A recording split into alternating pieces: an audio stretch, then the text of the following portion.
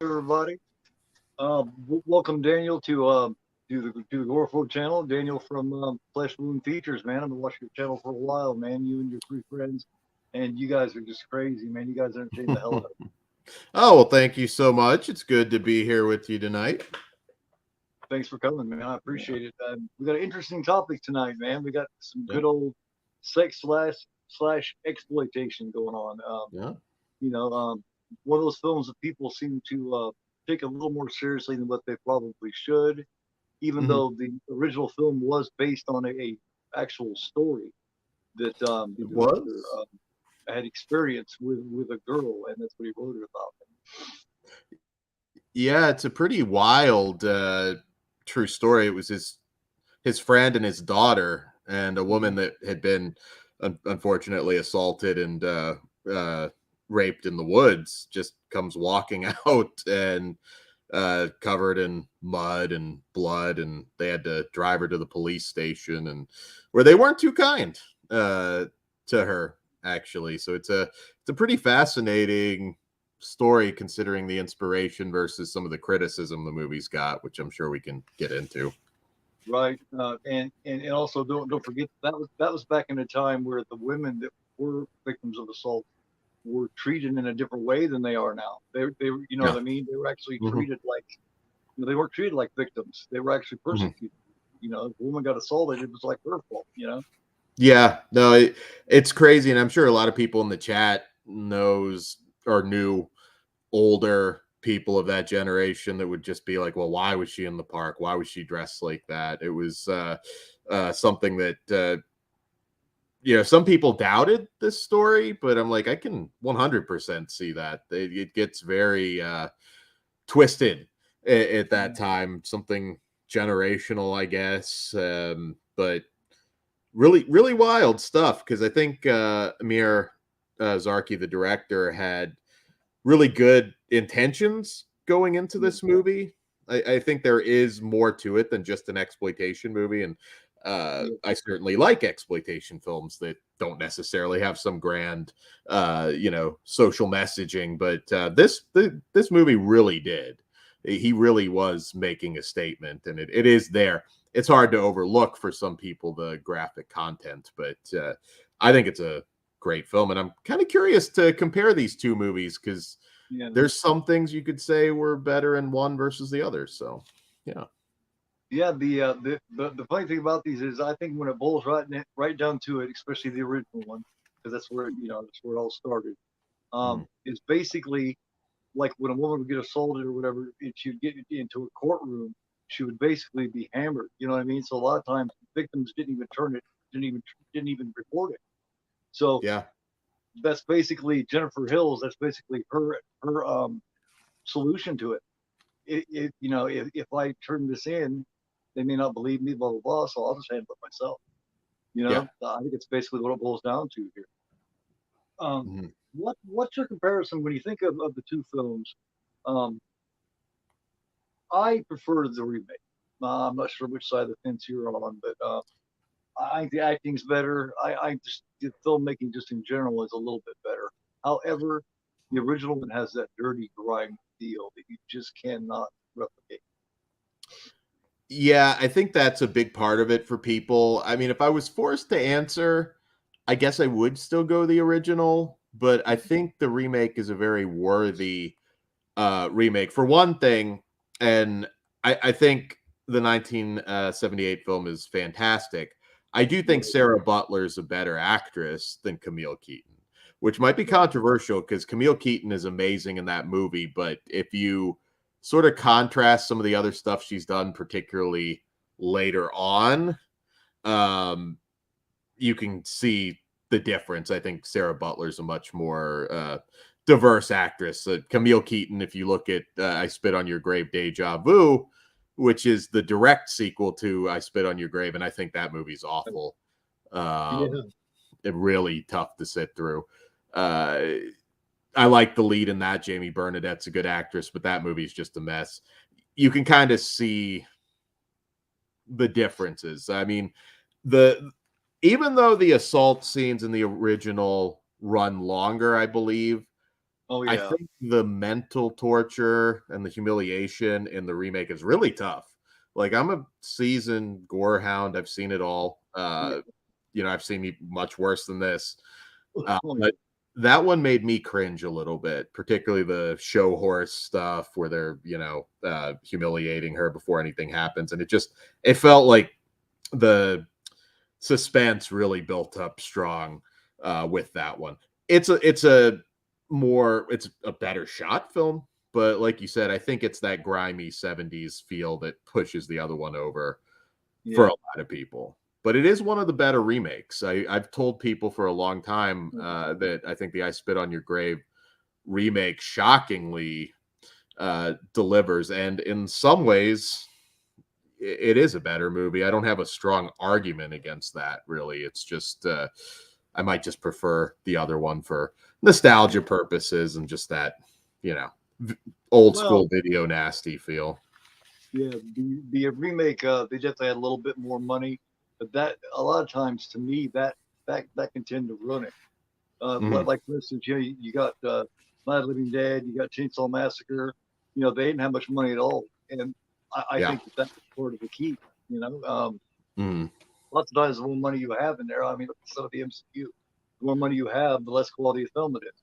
Oh, absolutely. And there are happy accidents at times. I mean, Texas Chainsaw Massacre was sort of in my opinion, a perfect film, one of the great horror films of all time. But Yeah, few things went a little differently.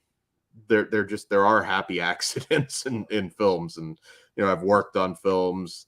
Sometimes something turns out way better than you expected. Other times you think you got everything lined up and you get a piece of crap. So uh, yeah, you never quite know. But um, one thing between the original and the remake that I do prefer a little bit in the original, and I do have some issues with in the remake, is the fact that not a whole lot of time really passed for right, Sarah Butler's character in the remake, and she essentially turns into a hybrid of Rambo and John Kramer from Saw.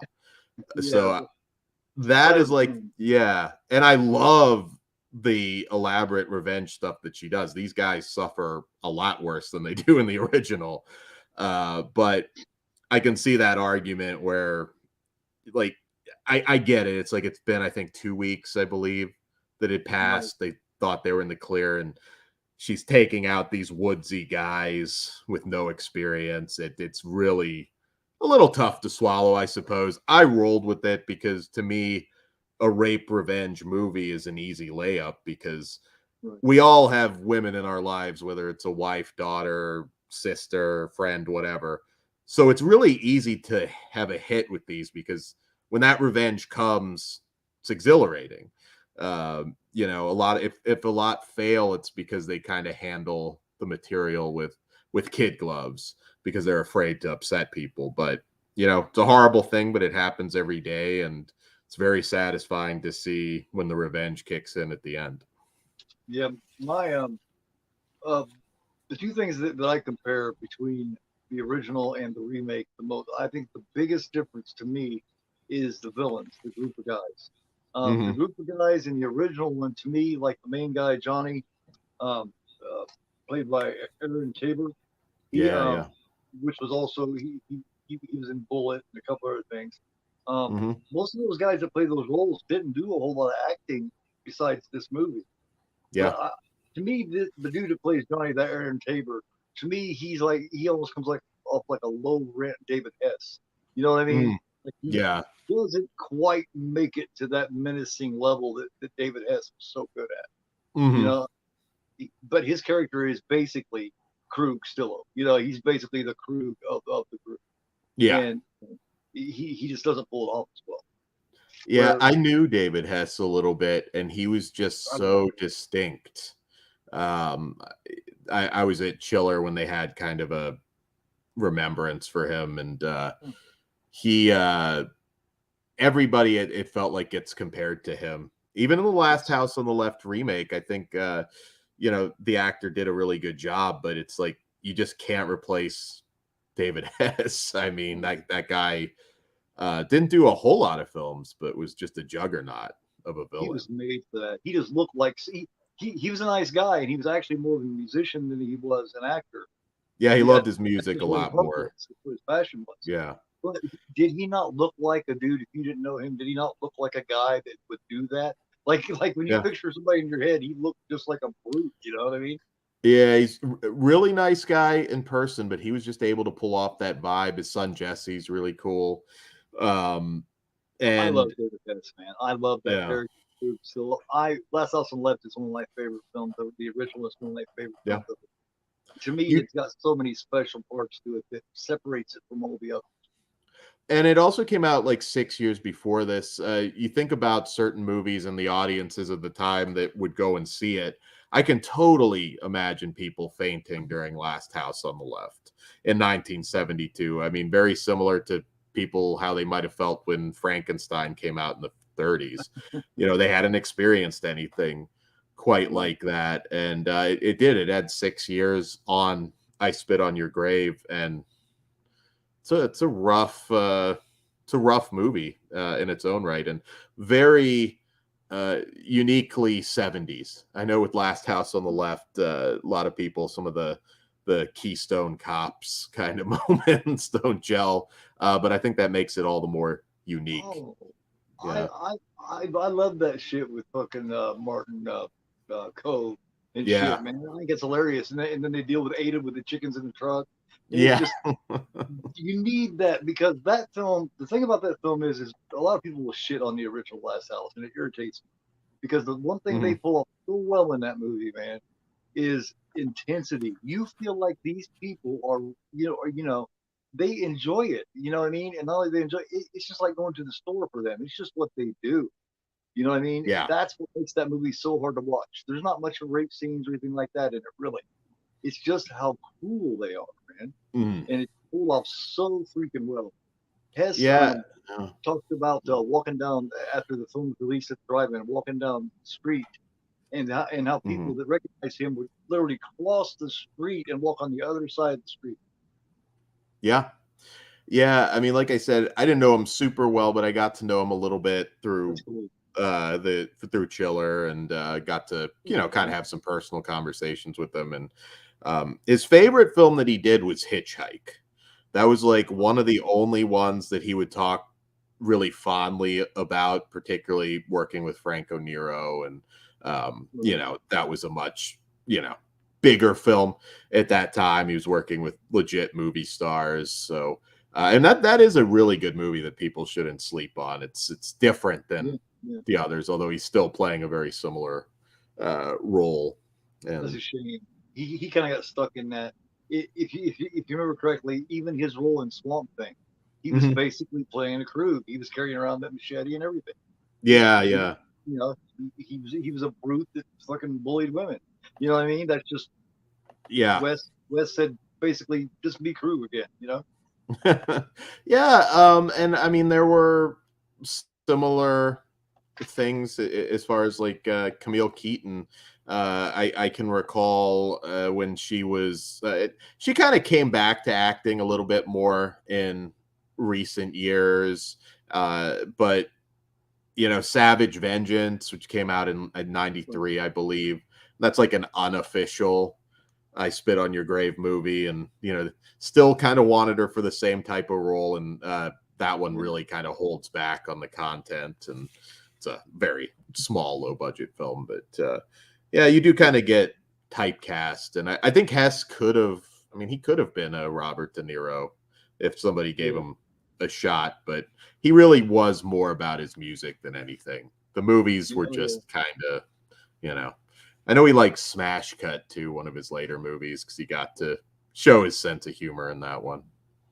You seen the basically the only film that he ever directed, right? That was what was Mhm. that? Yeah, To that Christopher all a good Lloyd. night. Yeah, well, good night. Yeah, yeah. I've seen that once years back. Did he ever talk anything about that experience? Did he enjoy directing, or do you know? Or From what I think it was really just a case of, from what I recall, it was a means to an end. Maybe that would send his career a different direction. It wasn't particularly successful, and I watched that again when it came to Blu-ray. It's a solid slasher. It's a Yeah. solid little slasher. It's better than I remembered, but business-wise, it didn't really, catapult him to more opportunities. But it's a very intelligent guy. His music is fantastic. If anybody listens to this, they should check out his music. Oh hell yeah. Yeah. Yeah, I remember the story of how he got through, because he was married to Martin Cove's sister, and Mhm. Martin Cove tried out for crew first, but he wanted the deputy, and he said, "Man, I know the guy that can play this role really well," and brought him in, and he wore big Mhm. sweaters and was hot and freaked out and said, "All right, I'm here," and they said, "All right, you Mhm. got it." But yeah, that's just Yeah, where I yeah. think Johnny fails. I think he tries to reach that, Mhm. but just doesn't get there. But I think the guys in the remake nail it a lot better. Um, one thing I didn't realize, man, I did not realize that Andy was played by Rodney fucking Eastman Yeah, yeah, from Dream Warriors. I didn't yeah. recognize him. I was like, holy shit! I just noticed that yesterday. I don't know how many people know Yeah, that. yeah, it's one of those things, I guess. I don't even know if I recognized him the first time, but yeah, no, the villains in the remake are very scary, very intimidating. But also, there's some really interesting moments. I know for some people, having a more obviously mentally challenged character in the remake Right. made it a little bit more disturbing for some people when, of course, spoiler alert, he gets killed. So I find the remake actually, it evokes some interesting discussions. Yeah, see, he was kind of like more of a dork in the original movie, where, Yeah, yeah, little less, he I don't was want to comedy say relief. sympathetic, but yeah. Yeah, In the remake, it kind of had that, like, well, is he fully aware of what he's doing? It's uh, a little bit more. I mean, I still think he knew enough that he kind of got what he had coming to him, right. but it makes it a little more, I don't know, discussion worthy in some ways. Yeah, I liked how they added the sheriff too. Um, Yeah, yeah. yeah, yeah. There's a scene there where she realizes the trouble she's in. You know what I mean? He starts pointing out the fact that she's been smoking a marijuana cigarette and all Hmm. this kind of stuff. And she's like, what the hell does that got to do with it? These guys are, these guys are attacking me, you know? Yeah. And I like the moment that she realizes that, oh, holy shit, he's with them. Hmm. I think that this one, the lack of build up to the revenge, I think, is Right. one issue. I suppose, again, I'm not big when a character with with no background like just turns into the Terminator. But Yeah. man, does it's a rough, damn near half hour of, mental torture. Like I said, the actual assault scenes are, they go on forever in the original, but Yeah.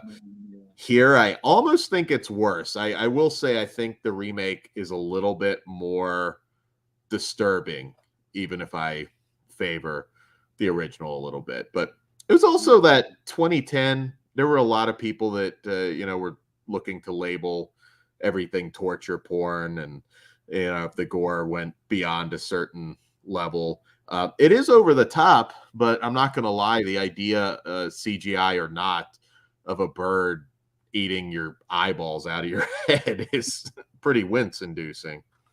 Yeah, Uh, that dude Stanley, played by Daniel Franzese. Um, mhm. I don't know if you've ever seen Bully, but remember he's in Bully, Yeah, and yeah, he's actually a pretty good actor. Um, yeah, yeah, and definitely. he, but yeah, I think it was basically a sign of the time. 2010 was around the time when the wolf was getting ready to start happening and all Mhm. that kind of stuff. You know what I mean? It wasn't too much time in between that and the your next badass chick. But see, she Mhm. had a reason why she was badass. She was a Yeah, survivalist, you know.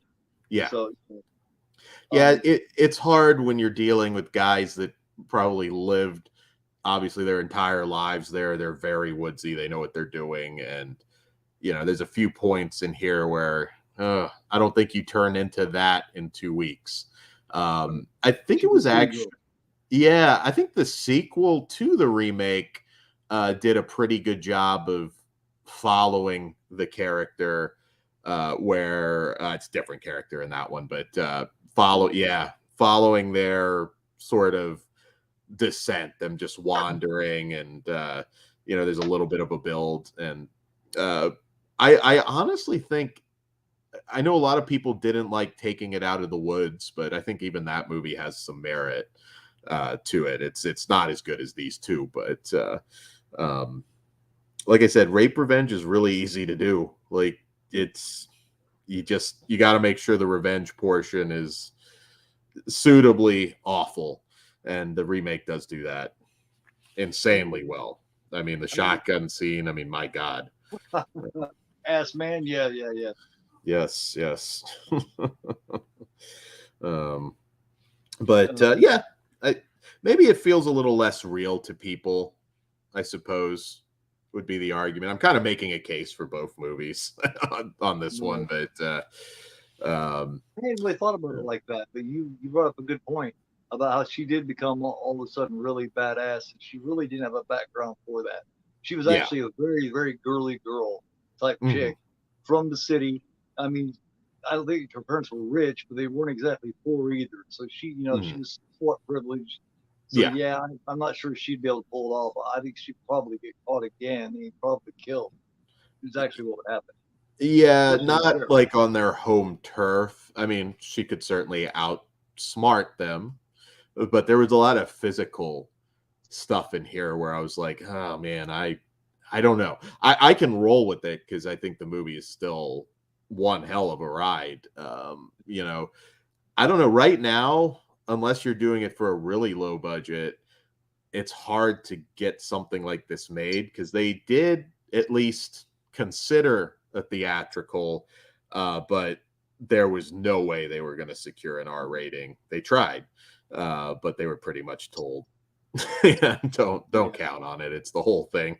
You'd have to cut a lot out, and there are some cuts. They don't really linger as much on the actual assaults, right. but yet at the same time it did feel more upsetting to me, which is weird because again the original is so notorious, the boulder scene, and the fact that Camille Keaton was not having a good time making that. I think the actors were very kind as far as there's that story out there where it's like, well, if she's naked, we're just going to be naked too, everybody will be Right. uncomfortable, but she did have a bit of a panic attack, freak out, where she did go to her trailer and she wanted Mir to like, okay, you go do the scene on the boulder, and actually had him disrobe.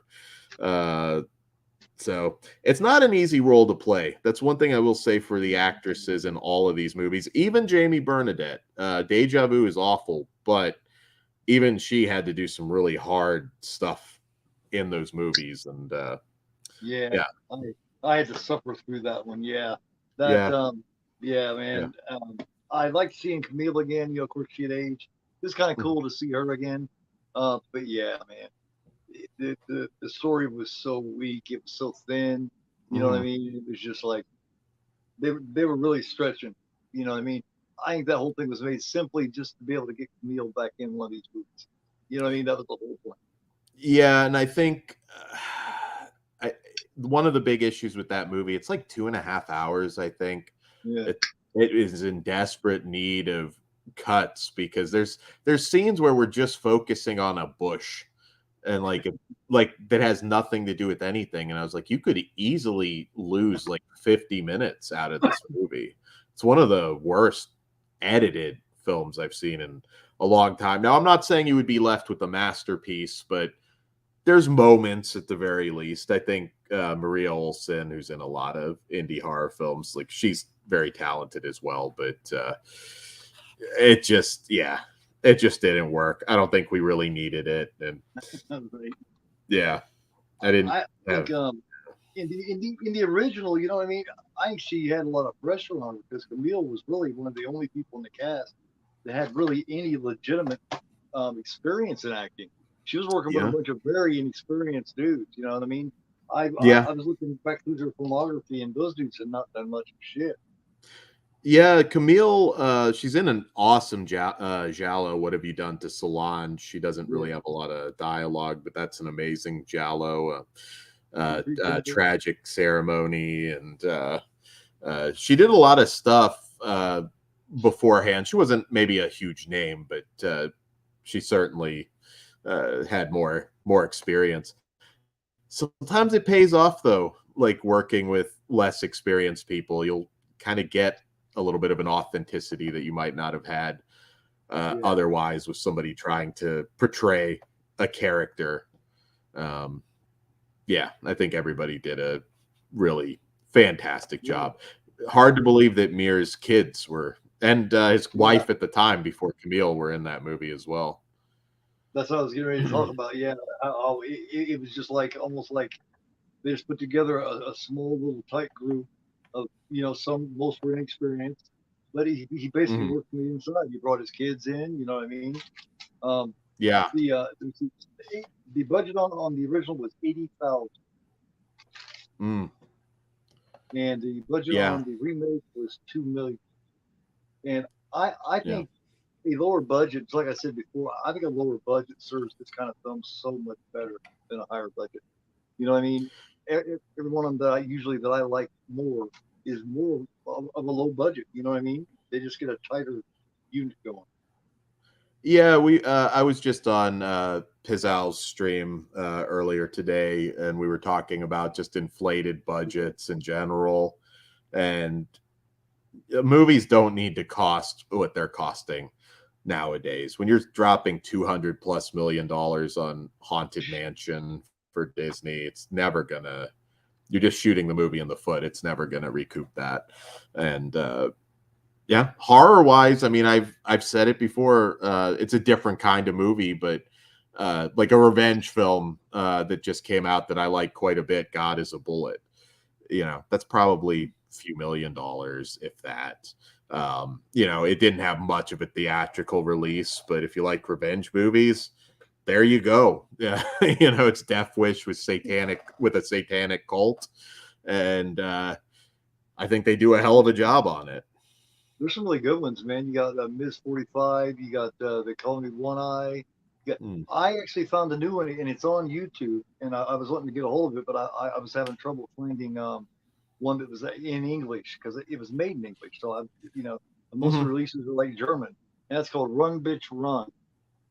Oh yeah, that from yeah, like '09, something like that. Probably around the same time as the I Spit on Your Grave Yeah, remake. I believe Dag Fairch from Rob Zombie's Halloween, I think, might have like a random little role in that, if I remember correctly. Yeah, it's something that you almost have to do on a budget, and or on a low micro budget now, because everybody's just really sensitive about upsetting anybody. But when you analyze I Spit on Your Grave, I mean, they died by, you know, quite literally, what they used to assault her is what they ended up dying by at the end in the tub. And it is a very feminist film. In fact, a true feminist film. In fact, I know Mir had a lot of issues because there were fake rumors that they were making a porno when they were shooting this among the Connecticut locals. And of all people, he showed it to the priest because they were, had shot some stuff around a church, and the priest got what he was doing.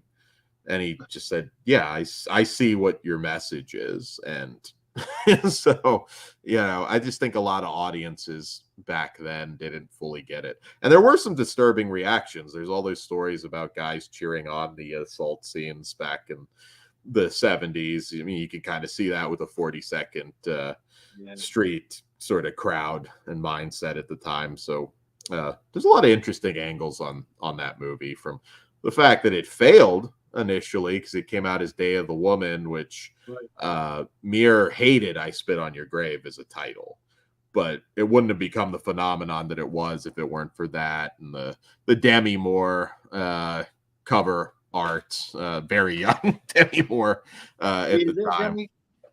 It is Demi Moore's ass in the iconic shot. Yeah, she was like maybe barely 18, and they just shot her in the park. I think she actually, there's some story out there on a podcast where she finally like kind of admitted, like, yeah, that's me in that poster. That was one of her first gigs, I guess.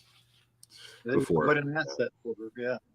Yep, that's some of the most iconic poster art. I have it in my library. It sold a lot of tickets back then, for sure. Very interesting facts about this film. It is the 24th best-selling video cassette of 1981. It outsold Grease, Fiddler on the Roof, Godfather Part 2 video cassette. It stayed in the Billboard video cassette top 40 for 14 consecutive weeks. Yeah. And by 92, it had been released by 6 different times on video cassette. So yeah. No, it was definitely one of those ones you kind of had to seek out. I wasn't around for the initial release, but that movie just had such a legend behind it, and it's always interesting to hear from, you know, people old enough to have seen it in a theater back in the day and what their reactions were to it, because it hits hard. It's an exploitation film, but it's a very well made film in general, and it's quite upsetting. Even though the murders in the first one, I mean, the tub scene is cringe inducing, but it's not particularly graphic, really. It's you know, in comparison, blood and suggestion. Yeah, it's yeah. I mean, you know what's going on, because you know she's getting him all fucking going and shit, and then all of a sudden you see blood that starts turning red, and he doesn't even realize the shit's happened, because you know it's like she waited to get him to that point before she did it. You know what I mean? Which was really cool. Kind of like the weasel scene in Last House on the Left. She get him right there before she bit his dick off. You know what I mean? Yeah. So it's like, what is your preference? Do you prefer the original Last House or the original I Spit? I'd have to go Last House versus the originals. Yeah. I definitely prefer Last House over the remake as well. Definitely. Thank you. Man. I've heard so many people say, "Oh, that remake is so much better," and it's like, no, it's like the remake of Last House. They missed the whole point, in my opinion. They missed the whole thing of what it's about, man. It wasn't about sticking his head in the microwave and all this bullshit. Yeah. You know. Yeah. It was just about how dastardly these people are. My favorite part of that whole film, Last House on the Left. Sorry, I talked about it because I adore that film. Is when is after he assaults Mary, and Mary she goes up and she's throwing up, and Krug looks over at her. He sees her throwing up, and he's like, and they all kind of look at each other, and you know what they're thinking. They're thinking, man, we are for the first time in their life, they actually look at each other thinking, man, we are really pieces of shit. You know, complete wipe off their hands, and it happens that fast, and then they're right back to being dastardly again. You know what I mean? That is the most important part of that film, in my opinion. Yeah, there's so many great things in that movie. It's another one. I've talked a lot recently about films that you just really can't remake and capture that same feel. It's impossible. You could try and mimic it. You know, we had Chaos, of course, you know, which was essentially a remake of Last House on the Left, but it's a very unique tone that you can't recreate. I can understand remaking it. It's like, okay, the tone with the cops is going to be impossible to do now, but there's a lot of mistakes in that one. I thought the microwave thing was really stupid, and you know, some of the actors were good, but they felt like actors. You know, I felt like in the 1972 film that I might encounter these people. Right. This might be exactly the alleyway I didn't want to walk down, and I could have encountered David Hess and Fred Lincoln, and they really came off that way. All lovely people. Like I've met, I think just about everybody, all the main people from that movie, and Fred Lincoln, who of course did hardcore films, who's really known for it. Um, he was really cool, and that's again not like really a professional actor per se, although golden era of adult films, a lot of those guys, Jamie Gillis and you know, Eric Adams and all those guys, they had to be good actors because those were still film Yeah. films back then. They had storylines, but yeah, there's just an authenticity that you can't They feel recreate. like villains, man. And Yeah. Sandra Cassell's role, she was for real in it. You know what I mean? She was actually really terrified of these people, and that right there is key to her Yeah. performance. That is so key because she's Mhm. actually afraid of these people. You've probably seen the documentaries and all that stuff Mhm. where Hess is just fucking around and she's laying down there and he gets down close to her and he looks at Wes and he says, "Can I?" You know, and Yeah. Cindy Cassell's like, "What?" You know, and Hess is just fucking with her. You know, Yeah. Yeah. she took that way seriously. You know, Mm. that's why her performance, like she was truly concerned about her well-being. You know, you can't Mm. recreate that. It's definitely not. No, no. Now it's Can't do I as much now either. yeah, I mean, you like I said, you can do it on a micro budget and take a shot at it. But uh, I just can't even imagine. I, I was making movies for a little while, and I was writing and producing and acting, not directing or anything. But I was actually, and I never finished the script. It might still get made one day, but I did have a supernatural themed rape revenge script at one point that I was going to make. And when I really think about it now, uh, you know, just career wise, other projects, I don't know how I would feel about that being out there because I was different character than Krug in some ways, but I was essentially playing that role. Um, and just even casting it was like we had to kind of more or less talk to porn stars because you really just weren't going to get an actress that would do it at that point. That'd I be so can't blame them. interesting. It'd be so Yeah. interesting to see you playing something like that because you come off as this really nice guy, Hmm. and you'll see most people that play those kind of roles are really nice guys. You know what I mean? And that's what's weird about it. I would Yeah. love to see you do that. Yeah. No, I mean, that's acting. It's There you go. strange now because there's a lot of like, well, you really shouldn't be doing this, but it's like, well, it's true. Again, it happens. You know, not the Right. supernatural aspect with the thing I was going to do, but you know, it does happen, and you got to portray it as something that it is. And I think both of these movies do a good job. Like I said, it's an easy layup. We all know women, one way, whether Yeah. you know, mother, sister, wife, girlfriend, whatever. We can all relate to wanting Right. that revenge, and I don't think you can complain about an actor because I know David Hess had some really mean people that would come up to him as though they didn't know movies were fake. You know, he would have those encounters all the time because it's a very distinctive face, even towards the end of his life when, you know, I got to know him a Right. little bit. You know, he still looked like the same guy more or less. And Right. yeah, Well, so Craven uh, experienced it too. Do you remember Craven talking about after Last House came out? He was at like a dinner party with some friends he had known for years, and he mhm, was noticing that those friends were keeping their kids away from him. So they mhm, were even treating Wes Craven like that, you know, over yeah, making a film, man. It's just that's just ignorance at its most, pathetic level, in my opinion. mhm, I mean, it's a film, you know what I mean? People that don't understand that these are films, yeah, this is not fucking snuff, you know what I mean? yeah. No, and there's I mean, even very graphic scenes in films, sometimes the actors are laughing their ass off in between takes because it's not really happening that way. Right. I was on the set of a really, it's really bad, so don't go out and watch it. But MILFs versus Zombies, which I originally wrote, it became something very different. But um, there's a zombie assault scene in that.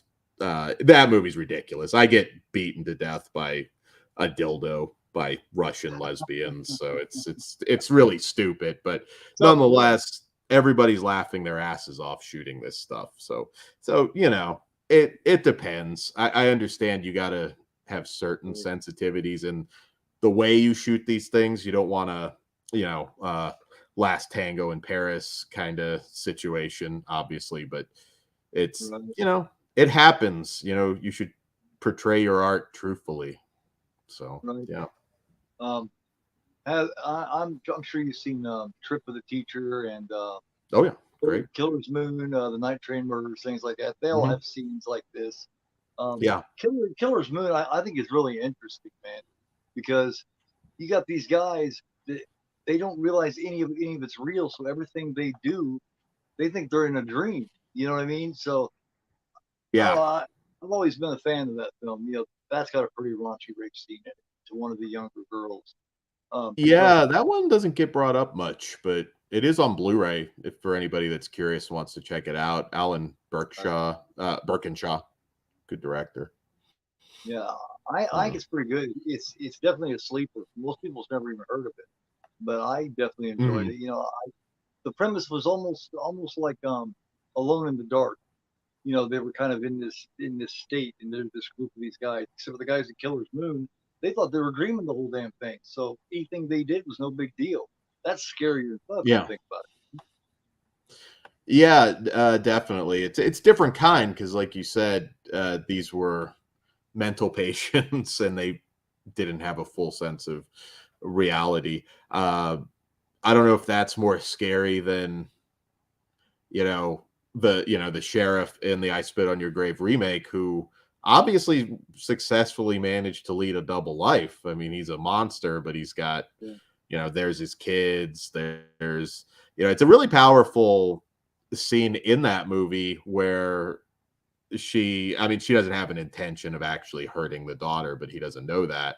Right. And he kind of drops that she's innocent line, and like, so was I. There's they're exploitation movies, but that doesn't mean you can't make a pretty powerful statement with them. And I think that's I don't know, maybe more scary that there is something resembling a human under the monster in something like that. Yeah. Because he ended up being the biggest crybaby. You know, he ended up begging and Yeah. whining. There was, there wasn't a whole lot of fuck yous there. It was, please, I got a family, and she's just like, what? Yeah.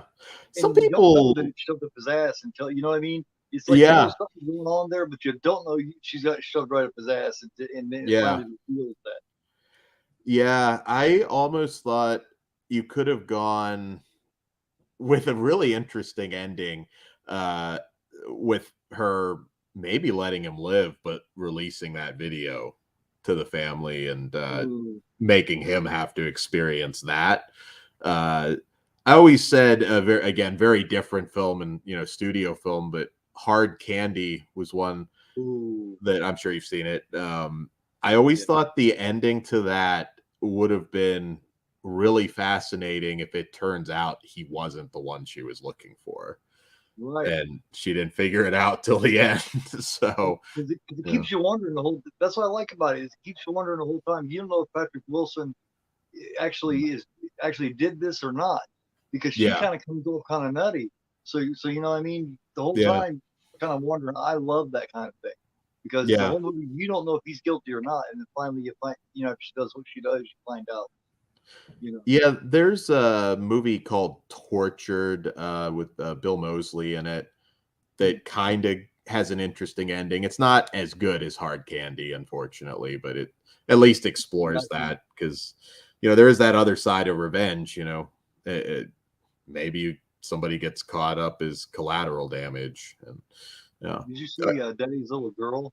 Oh my God, man, Oh yeah, that's a rough one. that's fucked up. Yes, It's that's kind of, heavy. I know Pizal is a huge fan of that one. And it seems like it's gained some traction. Another one I throw out there a lot is 7 Days, which is basically, the perpetrator is basically tortured over 7 days, and that's one I highly recommend checking out. It's there's a lot of movies under that title, unfortunately, but let's see. I'll tell you exactly the one that you should be looking for because I can't remember the director name. But yeah, you're looking for the Daniel Grau film from 2010. And yeah, it's basically this doctor who gets revenge over 7 days by kidnapping and then torturing the guy who assaulted and murdered his daughter. It's some powerful stuff for sure. So I have to ask you: mhm. Have I know you've seen the trailer to The Exorcist Believer? What is your thoughts on this sequel? It looks like a piece of crap. there's no there's no reason, and I know some things about it that mm, it's not enough for me anymore to just be like, oh, hey, you remember Ellen Burstyn? Here she is. You should be excited. I'm like, it's all about the story for me now. There's too much nostalgia porn in movies and TV shows. It's the same thing with. I'm not a big superhero guy, and no offense to anybody that enjoys those, but it's so lame now. It's like, okay, we're gonna take 50 of these superheroes you remember and just cram them into a movie, and that's a reason to be excited. And it's like, nah, I think that's kind of lazy. Just create something new for me to be excited about. And Yeah, yeah, that's what I'm saying, man. If I've said a million times, if all the great filmmakers from the say the 60s, 70s, and 80s thought like the filmmakers now, we would not have any of these great classics and these iconic films that we have. We wouldn't have Chainsaw. We wouldn't have any of them. We would have a bunch of sequels to The Birds and shit like that. Because that's all they yeah. know how to do now. No one has an imagination anymore. Yeah, I don't mind Stop sequels moving, if there's you know? still story to tell. And again, I know some things about Believer that I just think are really stupid. There were some reshoots, so I will say that much, and I don't know what that entails, but uh, it's really bad to the point that I don't think they can salvage it. And David Gordon Green hasn't been much of a gift to the horror genre. I No, personally hated his Halloween movies, particularly the last two. me too. Um, Yes, yes. so yeah, Yeah, not a I big know his Bloomhouse story. guy. Why is he well? And what's funny is I can remember when Blumhouse made pretty good films. Sinister, you know Yeah, what I mean? yeah, And what yeah. happened? I mean, what is it? I knew as soon as that they announced that this Exorcist was going to be a trilogy. What? How do you get ahead of yourself like that? Try to make one good film and then see what happens and then move on from there. Don't plan a trilogy on something like this. You know what I Yeah, mean? yeah, like Yeah. people need to also get excited, and obviously a lot of people here that are watching on YouTube are diehard horror fans, and they do kind of support everything. But something like Talk to Me, I like that movie a lot. I thought it was great. I really, really love that movie. Um, A24's got some good films. yeah, A24 has been bringing out a lot. They're pretty much carrying quality horror as far as you know what I mean, as far as on the mainstream. You know, because A24 has become mainstream. yeah. You may Good not love horror. everything that they put out, but you're at least getting something where they're really going for it. The Bloomhouse, most of their stuff now just feels like product. It's Yep. It's very just basic, unoffensive, just here you go. It's yeah. not always bad, but most of the stuff I forget a week after I watched it. It's like, okay. It's very Just like I said, they're product now. They're not films. They're product. And And the bad part is with this new Exorcist is as bad as it's going to suck, which I assume it's going to. A lot of people is going to go see it, so it's going to make a lot of money, which is going to make it appear like it was successful. And then that's when you know what I mean, and that's what sucks about it. Yeah, I hate seeing it be a sure thing just based on the name. Now, I don't know, being that they did have that TV show, if that might sate people's appetites. The fact that I saw the previous two movies when they came out, both versions of it, I should say, and I can't remember anything really about those. I remember being really underwhelmed. Exorcist is a weird franchise because you just hit a perfect home run with that first movie, and 2 is just bizarre. 3 is really good too, but you still had Blatty's involvement, so three's a really great movie in its own right. But everything else now, I'm just like, I don't think there's any other story to tell with Exorcist. No. It's just I think they're going to bring Linda Blair in. Here's my prediction. In the next couple of films, she's going to be in there because I don't think Chris McNeil will make it past this. You know what I mean? And that's they're going to bring Linda Blair in. I mean, why wouldn't they? I mean, you might as well fan service it out. You're already doing that. Ellen Burstyn's very healthy, and I hope she has many more years left in her. But she's in her 90s, so you know, I think it's a safe. Yeah. And I don't want to say too much, but Linda Blair. Yeah, you can expect Linda Blair. And I don't know. That doesn't, hey, remember her, like, all grown up. Like, it doesn't do it for me. And they've also tackled that in the show too. So it's like, I don't need to see this again. I'll see it because I have to review it on the show. But if I weren't a YouTube podcaster, I don't think I'd go out and see that movie. When I think about Linda Blair, I think about her in the first one, and I think about her in the bathtub in Savage Streets. Oh yeah, you know, that's the way I think. Oh man, you talk about voluptuous. Chained Heat, and Hell Night. Hell Night's a pretty damn good monster goth slasher too. Yeah, Hell Night's fantastic. She did some good stuff, a lot of bad stuff. The Chilling's not very good, but. Yeah, she's a nice lady. She does a lot for animal charities now, and Did you ever see Same Time Next Year with Ellen Burstyn and Alan Alda?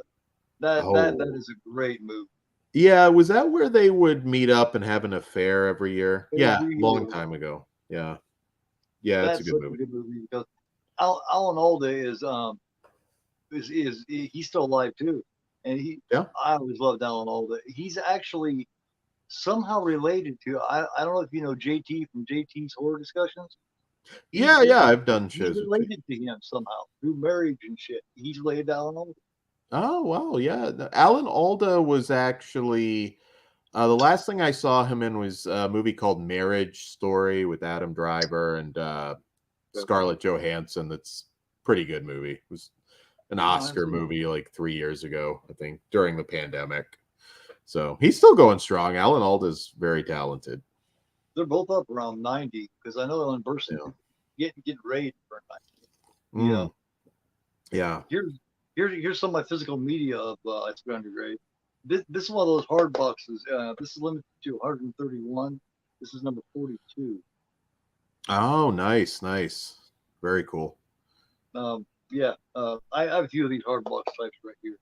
Did you get the Ronin box set with the two?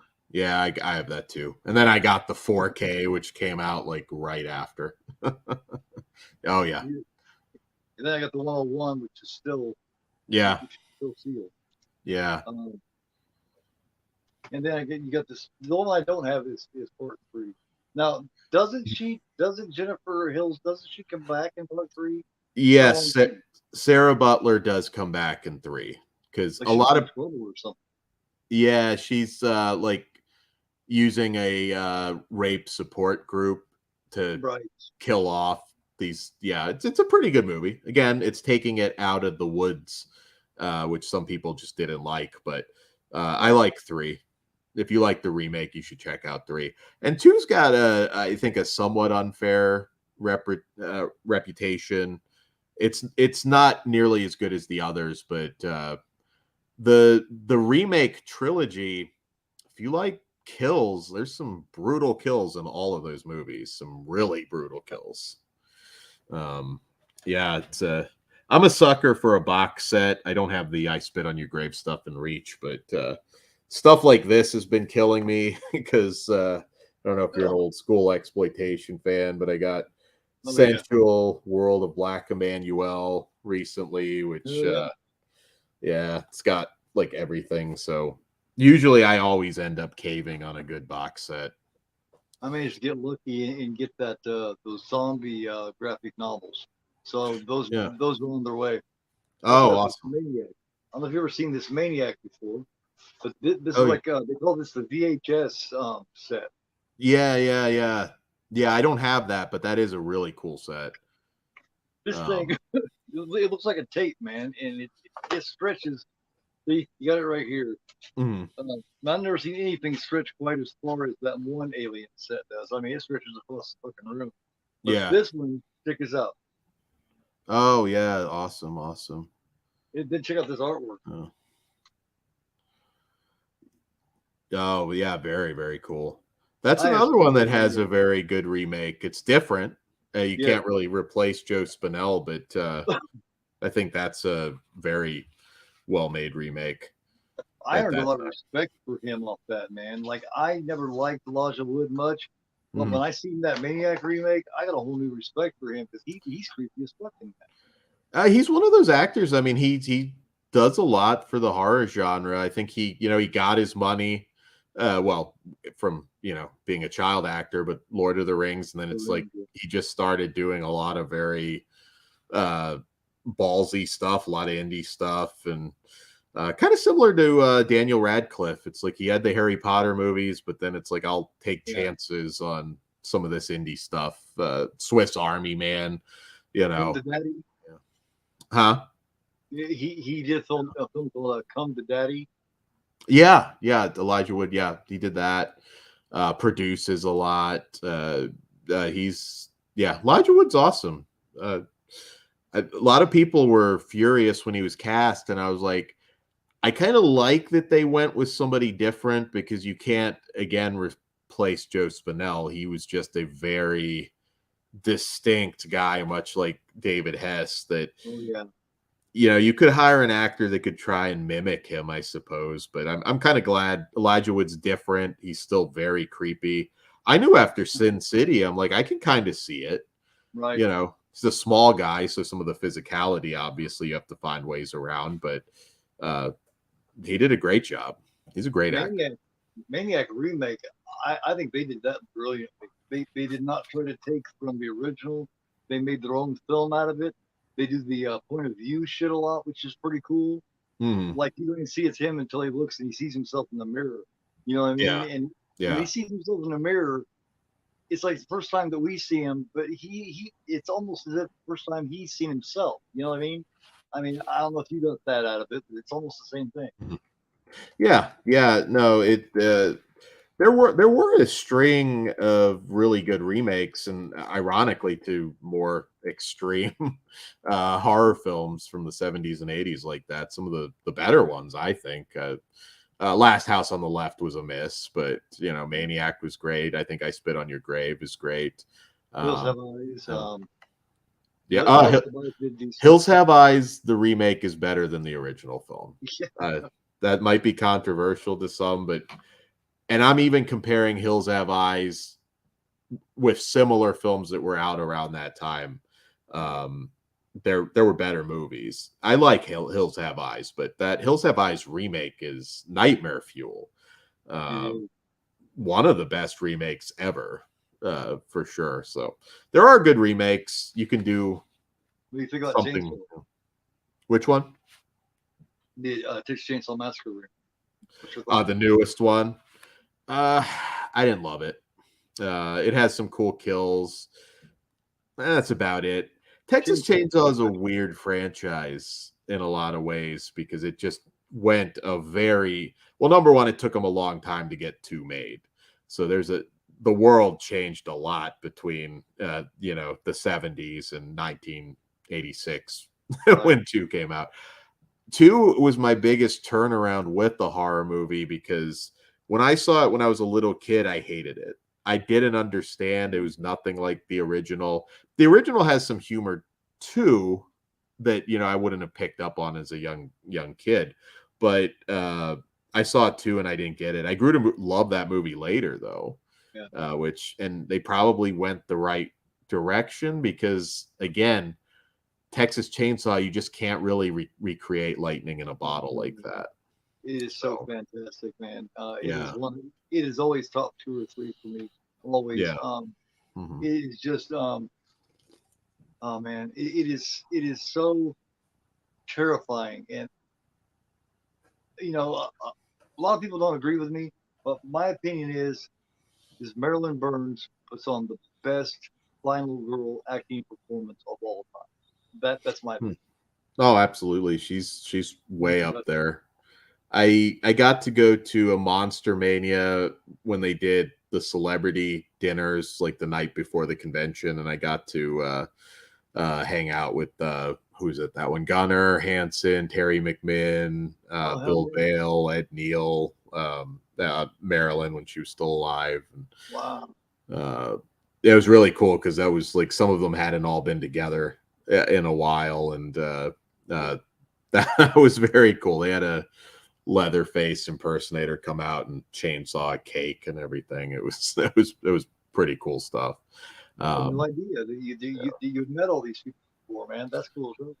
I lucked out because I started going to conventions in '94, probably '95, the first like real big conventions that I started doing. So I got to meet a lot of these people before they became at least $50 an autograph, and you know, things really kind of went out of control. But those early Fangoria Weekend of Horrors were fantastic, and Gunnar was such a laid back guy. He'd just sit sometimes in the lobby of the hotel and just chat with people. It wasn't just you know, give me your money and I'll sign my name.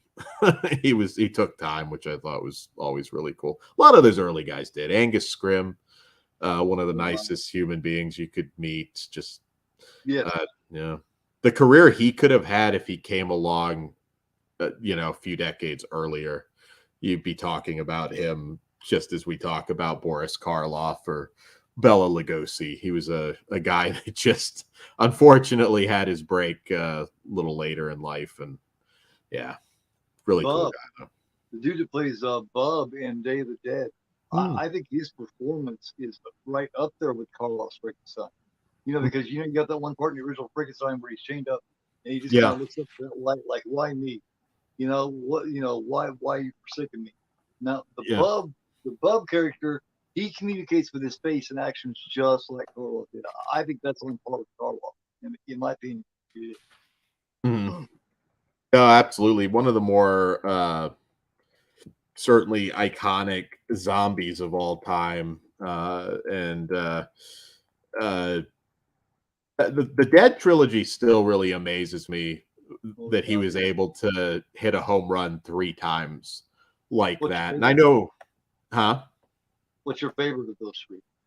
I still have to go Night of the Living Dead because I do think it's timeless. It has a there might have tab, you know what I mean?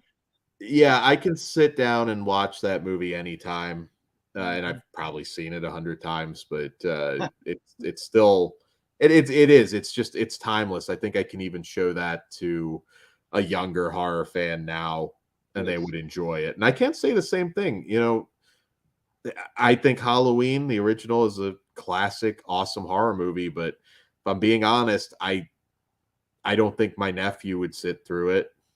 You know, that's just the hard truth with some of those. But Night of the Living Dead, there is something about it that I think sort of transcends, and it'll be around forever. If you asked me a while ago, I would have said Dawn was my favorite, but you know, as the years roll on, I got to go Night. That's a strange trilogy, man, because they're all great, in their own way, but they're three completely different things. You got Night of the Dead, which has got this black and white creepiness where the zombies are picking up Mhm. weapons and stuff. And then it changes, and then you got Dawn of the Dead, where it's a Mhm. real slow burn. It hasn't aged as well as Night and Day. And then you got Day of the Dead, which is probably Savini's best work effects wise because he had Creature Mhm. from Terror too. But Yeah, yeah. um, Night of the Dead is my all-time favorite of those, most definitely. But I think Day of the Dead is aged better than any of the three. Yeah, yeah, Mhm. Day of the Dead, didn't get a lot of, I mean, people liked it, but it really kinda grew over time. Oh It yeah, didn't have that immediate, it wasn't an immediate hit, as a lot of films, of that time. But, I hear more and more often a lot of people, just say, like, "Yeah, Day's my favorite," and I can totally understand that, that I think Land, um I think Romero, I don't think he was meant to kind of go for something that big budget. I don't hate that movie. It's not great. Um, and I think some of the social commentary they were going with in that one was a little too on the nose. It just didn't work. It's like, oh, okay, I see, Rumsfeld, Bush, the politics of the time. Uh, which, he always wanted to make a yeah, statement. Romero did. He always wanted to make a statement, and as his zombie yeah. film went along, it became more about the statement than it did the zombies. You know what I mean? And that's where he started fucking up on, in my Yeah, it was just very, like, opinion. obvious. Sometimes I think, when I saw Dawn of the Dead, I didn't get the, consumerism or anything, and it still functioned as a very entertaining movie. And, there's some happy accidents with that trilogy as well. Dwayne, was he didn't cast him as a statement because he was black. He cast him because he was the best actor Exactly. available. So, Exactly. and that's still very impressive, for a movie made in the 60s, black Yeah. actor slapping a white woman, like that. Oh, yeah. That's ballsy as hell. But, sometimes it's also that happy accident that factors into it. Which Barbara do you like best? I have been in so many different debates about this. I prefer the Judith O'Day Barbara. The more how she gets quiet and she goes into herself, and then she finally tries to come out and help, and then what fucks her up is her brother's there, and her brother snatches her. Where Mhm. I felt like kind of like you did with "I Spit on Your Grave," the Barbara in the Savini remake, Patricia Tallman. Yeah. she was a little too badass. You know what I mean? She just all of a sudden just snapped, and she was a bad motherfucker. Just all of a sudden, I stand Yeah. by it. Yeah, I think that's a solid remake. I like it. It doesn't hold a candle to the original though. I And much do yeah, some people again, because I guess it's a newer movie and they just, they need the heavier side of things, gore, man. but I don't know. It's not the original at all. I don't think time will. Yeah, we'll always talk about 68 as long as there's movies. That's just, yeah, It's a good Judith cast, is though. amazing. Yeah. The remake's got a great cast, though, man. I mean, yeah, I mean, Yeah, Tony you got Todd, absolutely. Billy Todd, you got Tom what's it? Tolles. Yeah, from Henry. Oh man, Henry. Yeah. That's a subject all in itself. Yeah, yeah. Things like Henry, we could go on and on. Like we could make a part two to this and start with Henry. Oh, yeah, I absolutely. love Henry. It's the last, I don't know where, of course, with the strikes right now, who knows where some of this stuff is falling. I know there was supposed to be a new Night of the Living Dead, and I think they might have been toying with going this route, but I always said, like, the Harry Cooper character, while an asshole in a lot of ways, like, he wasn't wrong about some of his decision making, and you Yeah, could kind they of were both right. tell. Yeah, yeah. So there's something Yeah, fascinating there that they that's can. become a thing over the last 30, 40, 50 years. Um, was Harry really wrong? You know what I mean? Yeah. You know what I mean? Was Ben the one that was wrong? Because the way he looked at it was, hey, let's barricade ourselves down here. Where I understood where Ben was coming from too. Let's Yeah. let's let's let's secure this place and stay up here, and then if we still need to go down there, Mhm. we still can. So Mhm. you know what I mean? It's just different ways of looking at it. The problem with Harry was he was a selfish asshole that really didn't give a fuck about anybody but himself. That's where he fucked up. Yeah. Yeah. It you can tell it from that perspective. It's so I don't know. No, Again, I don't want to. There have been some awful Night of the Living Dead sort of remake, sort of sequel attempts. 3D's terrible. There's that really low budget British one that's awful. So I don't know. I think if you're going to tackle that, you really have to. I honestly, I don't even mind if they just create totally new characters. You want to use the name, fine, just do something different because, yeah. which is like from the Burial Ground. Oh, Oh Burial Ground, love that. man, that it is so fucking entertaining. I love that. Also, Living Dead at Manchester Morgue. That's another good one. Mhm. The Burial Ground, man, it stands all by itself. It is a horse of a different color for sure. Yeah, a lot of people are zombied out now, which I understand. We're what on the sixth, I think, spinoff of Walking Dead at this point, but there's a lot of really good zombie movies that weren't really about. I mean, the best ones really weren't about just the zombies, anyways. There's some good newer ones. Oh man, Harold's second, Going Stiff is a really obscure little thing. It's more of a drama. It's about aging. But yeah, The Sadness, yeah, that's an extreme oh one. man, Yeah. my teenage son watched this with me. I wasn't expecting a lot of the things that happens The in this to happen, so I yeah, the watched it with eye him. scene and yeah. Yeah, and by the time it ended, he was just like, Yeah. I, Foreign horror is very important now oh man, because you again, there's certain things, different culture. It's also an interesting spin. Possession movies in a lot of ways are really tired, but if you kind of try and do it or even just ghost stories in general from a different cultural perspective, there's been a lot of yeah, man. Jewish themed like takes on typical paranormal stories. A lot of Indonesian and Turkish horror, a lot of like black magic themed stuff, and from that kind of mythology that I think makes it pretty interesting. We interviewed the director of Baskin a while back, John Evernall.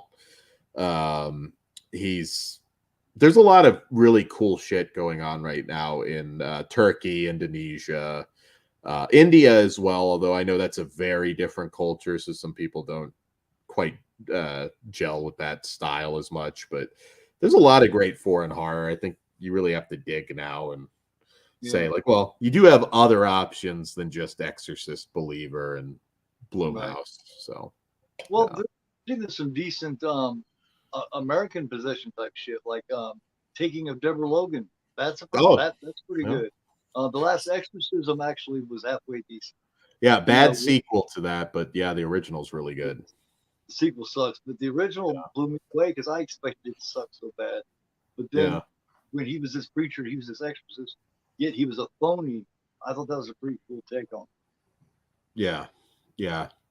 No, Last Exorcism's really good. Exorcism of Emily Rose. I mean, they're not always bad. Like some are perfectly decent movies. It's just like, oh wow, that is 100%. I've seen this a million times. So it's hard to you got to find that different spin on it. Talk to Me is really quite good. I wouldn't pitch that as a possession movie, even though it is.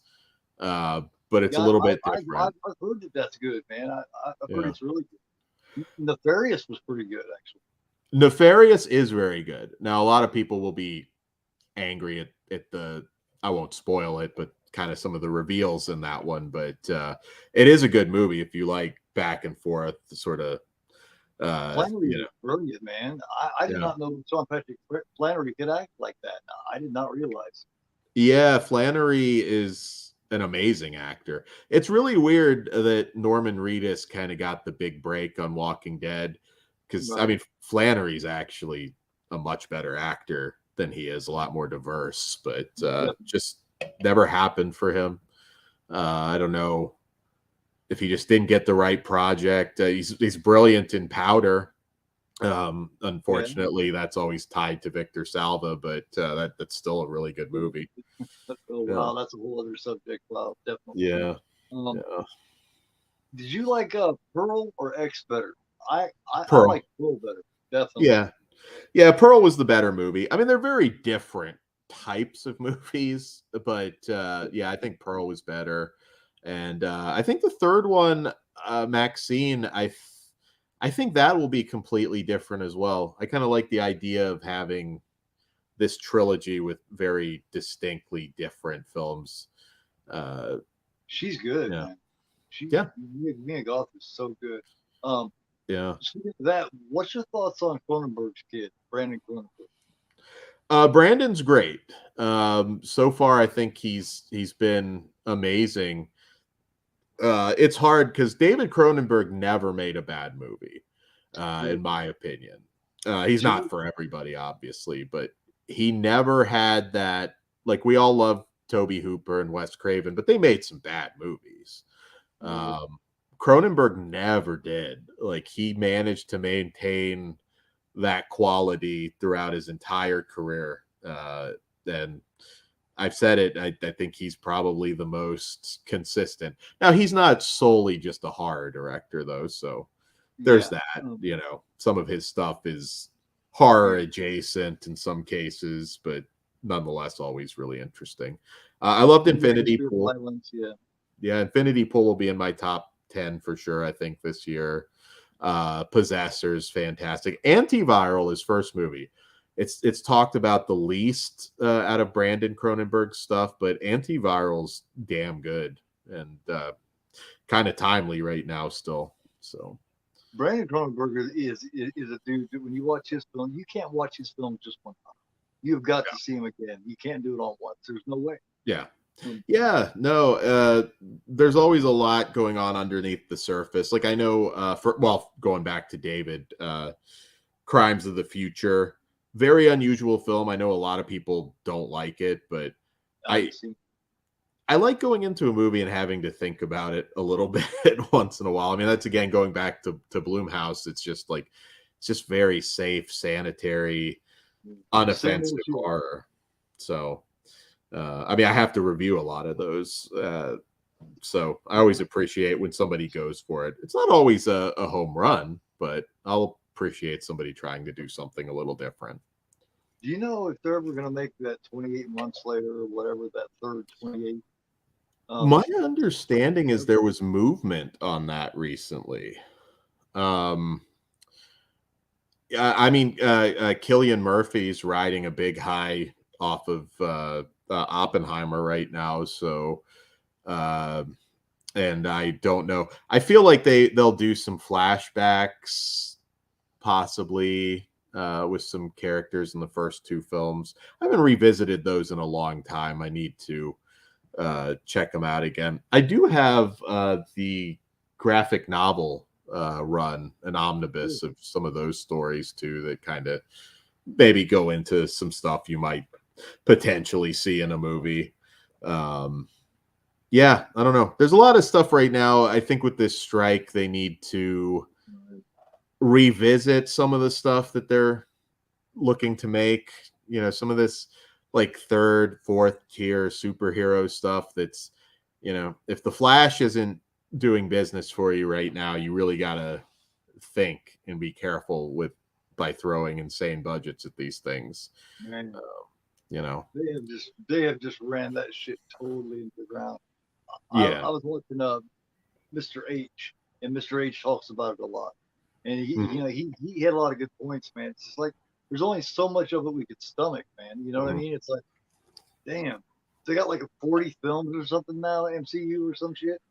Yeah. Like, come on, guys, damn. Yeah, and it's not my favorite subgenre, but I've enjoyed superhero movies over the years, but I don't want to watch 30 streaming shows and 50 movies to try and follow this. There are even that Captain Marvel, the Marvels, I think it is. Like it's tying into a streaming show. And I'm Right. like, I just want to sit down and watch a movie. I might give it a shot if it's a 2 hour at Right. most movie. Just go back to just trying to, and if you know what, if it does really well, make a sequel, maybe bump up the budget a little bit if it justifies it. But now superhero movies, I think, are starting to go the way of the Western, where it's not gone. The Western never totally went away, but it's not that sure thing anymore. It's not, you're not going to get 100 of them on the big screen, which I think is healthy. It's a perfect Yeah, ending. You know what I mean? Um, yeah, Endgame was a perfect ending. I think it should have ended right there and just leave it alone at least for 5, 10 years. You know what I mean? mhm, Um, yeah. that story came to an end, and then what they've done since then, people are just going, you know, I think with like Endgame too, like there's this sense like, oh well, we have to keep trying to one up that, um, and it took a long time to kind of build to that conclusion. Uh, I think not every superhero movie that they do has to be the world is at stake. You can tell a smaller story that's really interesting with just a badass villain. The best thing I saw, and I've not been going to a lot of the recent ones, but the best thing I saw in recent-ish history was that Daredevil series they did way back with yeah, Vincent D'Onofrio as Kingpin. Like right. that Oh man, yeah. yeah, that shit was brutal and just really compelling and entertaining. And it's so cookie cutter now. I'm looking at like Blue Beetle and I'm thinking like, man, that just it looks like the same crap, And it's certainly not a very well known superhero. I think I might have read a Blue Beetle comic or two when I was a little kid, but I I don't know. That's not getting me to the theater anymore. Great, So great choice with Vincent D'Onofrio, man. That guy can do anything. Do you yeah. remember back, probably 20, 25, at least 25 years ago, that film that he made, Don't Go in the Woods? It was almost kind of like a musical. Hmm. Do you Yeah. remember that? I Yeah. actually liked that film a lot, man. I thought that was pretty damn good. And Yeah. that came from D'Onofrio. He makes a lot some interesting choices. I mean, he's in a lot of mainstream stuff too, but Chained, the Jennifer Lynch Yeah. film, is really good, where he plays a serial killer that kidnaps this kid, and um, that Good one show. it's really good. Yeah, he always Vincent D'Onofrio is always great. Um, I like his little cameo in Sinister too, where he plays that college mhm, professor and he's talking to him mhm. about the murders and shit. Yeah, Um, I think Ethan Hawke. I think Ethan Hawke is really good, man. But I was disappointed in the Black Phone. I didn't like the Black Phone that much. I didn't think there was enough of the yeah, Ethan character. I mean, the kids were fine and all that kind of stuff, but there just wasn't yeah. enough character in life. Yeah, I thought the ending and everything, just the last act in Right. particular, wasn't as satisfying as it could be. Yeah. Um, they did a pretty good job. I mean, I think Jeremy Davies as the dad, I thought was really good in that. Ethan Hawke's always really good. It had a lot of elements. That movie just didn't come together for me. It's a lot of people's favorite that year, but I don't know.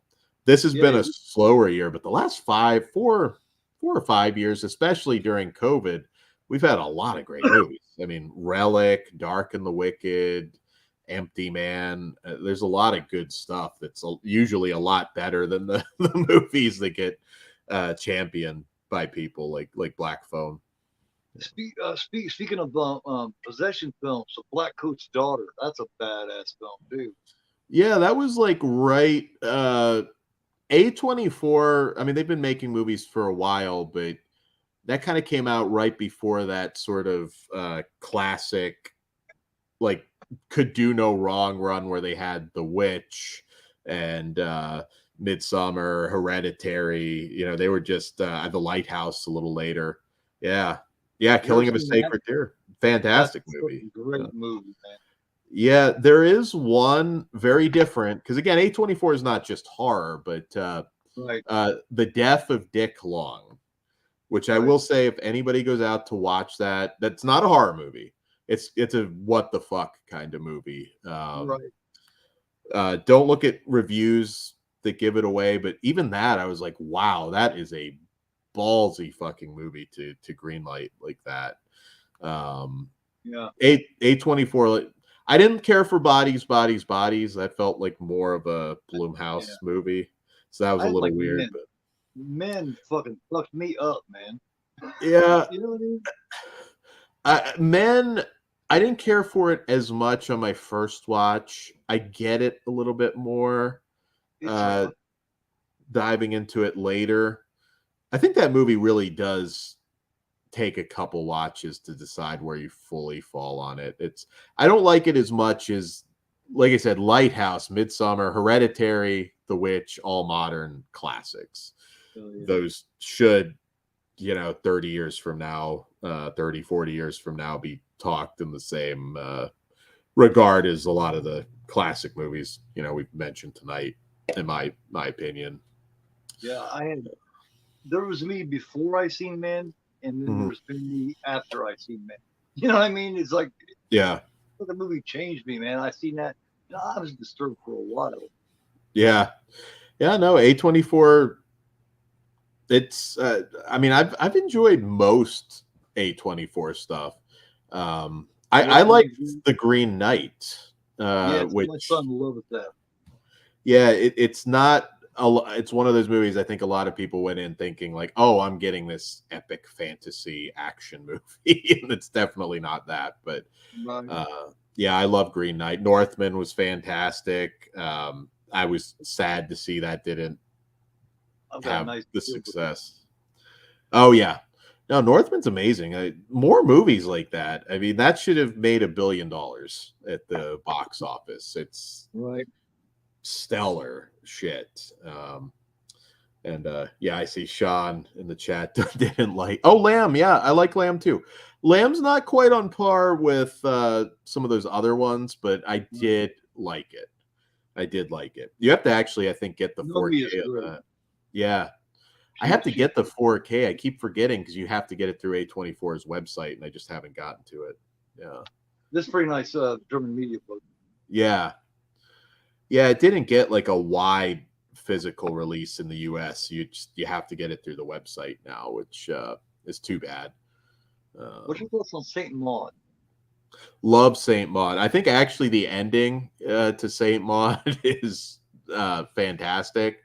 That's another one I kind of put. Really, there's a lot of classics. And Ben Grimm in the chat's talking. Yeah, X and Pearl are also A24, so they do different things. I hear a lot of people like, oh, I'm not big into elevated horror, but I was like, well, I don't consider X and Pearl elevated horror. Those are, fun. X is just the old school fucking 70s type slasher. Yeah, They just went old school with it. And then with Pearl, they actually wrote a script, and there's not all the slashing. There's actually a story going on. Yeah. No, religious horror too can be a tough sell for people, but Saint Maud is another one that I hope people don't sleep on. Oh yeah, Under the Skin for sure. Yeah, that's some of Scarlett Johansson's best work. That one's another one. I wouldn't recommend it for everybody, but it's sad, man. I felt so bad at the end of that film. I felt so bad for her, man. I just felt totally sad because she just didn't understand. Yeah. You know what I mean? She didn't get it because she's not from here, and she didn't understand why she was trying to have sex, and it was just weird, man. Yeah. So that's based on a book too. That's worth reading. May. Oh, nice.